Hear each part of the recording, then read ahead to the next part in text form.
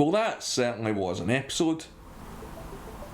But this is just my reaction and breakdown, and it will contain spoilers for Star Trek Discovery Episode 11, so if you haven't seen this week's episode yet, please be warned. And after 11 long weeks, we're finally getting the burning question answered, and whatever your theory was, yeah man, you were wrong. We'll get to that in a moment, but you were dead wrong, and so was I was wrong, and the internet was wrong, and that's fine, but we'll get to that. But before we do, I'm the Standard, and this is the Geek in Review, so let's get to it. Episode 11 picks up almost straight away where we left off at the end of Terra Prime Part 2. I know I haven't posted a breakdown or review for that yet. I will be doing that later on this week. It has been a very busy week for me, as I'm sure it has for you. I hope you're taking care of yourself, but we've got Star Trek to talk about, so let's get into it. So we're back with the crew in the mess hall, and Adira isn't feeling the love. Essentially, they're standing there on their own, and Stamets has to remind them that they're part of the crew, and as soon as he does this, Gray shows up. And yet, that's about all we're getting from Gray from this episode. I mean, he's back, but we don't really get a lot, and it doesn't really affect the plot, so let's ignore that. Stamets then learns that there's a life form in the ship that's contained in the nebula, and without even letting Vance know, Saru decides to jump the ship straight there, as he reveals that the burns on the Kelpian scientist weren't symptoms of radiation poisoning, but symptoms of pregnancy. They try and enter the nebula, but the ship can't navigate the radiation, and jumps out, leaving Book's ship to try and reach the planet. He scans the planet and reveals it's full of dilithium, which is big news for a lot of reasons, and we'll get to that later on. Also reveals that there's one life sign on the ship. Saru, Michael and Colbert decide to transport down, and we had seen from the promo pictures Michael as a Trill and Colbert as a Bajoran, but we hadn't seen Saru as a member of the away team for good reason, because it would have given away a great reveal that in this episode we're getting to see Doug Jones as Doug Jones without the Saru makeup on. So he's effectively wearing his own face instead of someone else's, which, if you don't know Doug Jones' background as an actor, just go and Google it now. Seriously, Google it. What are you doing here? He's very well known. In fact, one of the main things he's known for is being one of the great makeup and prosthetic actors of his and our generation. But that's not important because we're getting to see his human face, or his real face. But for me, this is a careful what you wish for scenario, as I don't think Saru's facial expressions as a Kelpian translates to him as a human. Also the fact that the reason they've got different faces is they beam into a holographic program, and it's designed to keep the child alive and educate them and teach them to survive, and so they don't shock them when strangers arrive. The program basically camouflages them as races that he'd already recognised, so in this case a Trill, a Bajoran and a human.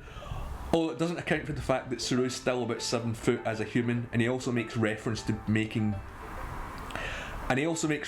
experiencing vertigo as a human, which doesn't make sense as it's established that this is a hologram. They've not changed their DNA, it's just essentially an illusion.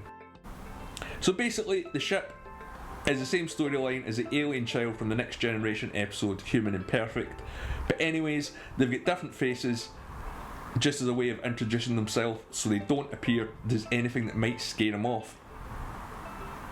Oh, and the life form on board the ship is a him, and he caused the burn just by being born in the nebula.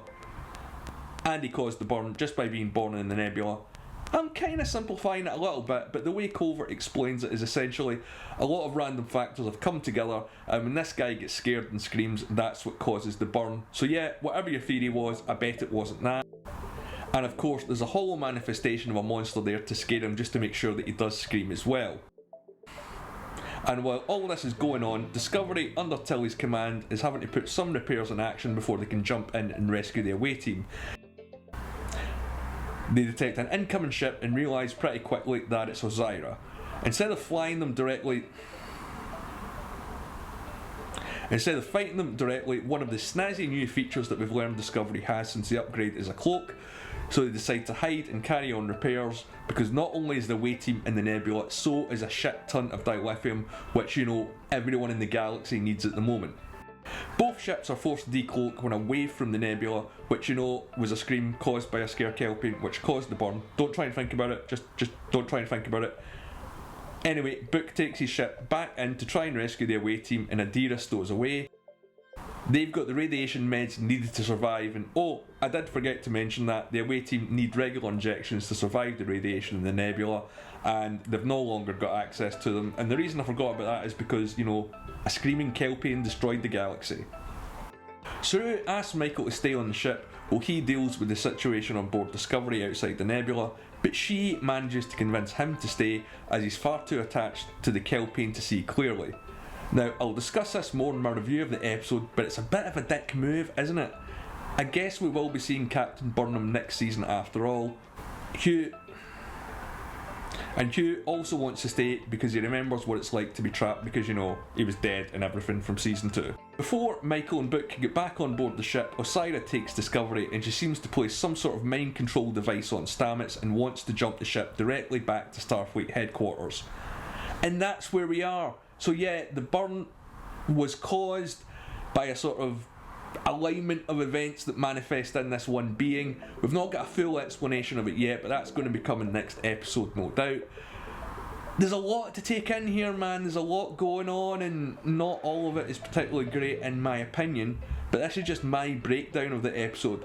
I'm going to make a lot of videos because there's a lot of factors that we need to discuss more in depth, so I'll be doing that over the next few days. But if you've got any thoughts, let me know in the comments below or on Twitter. I'm at the Geeks in Reviews. Do check out my videos, they're going to be going up from Boxing Day. Have a great Christmas, take care of yourself, and if you always want to talk, you know where to find me. This has been the Geek in Review, I've been the Standard. Please leave a like and subscribe, and thanks for watching.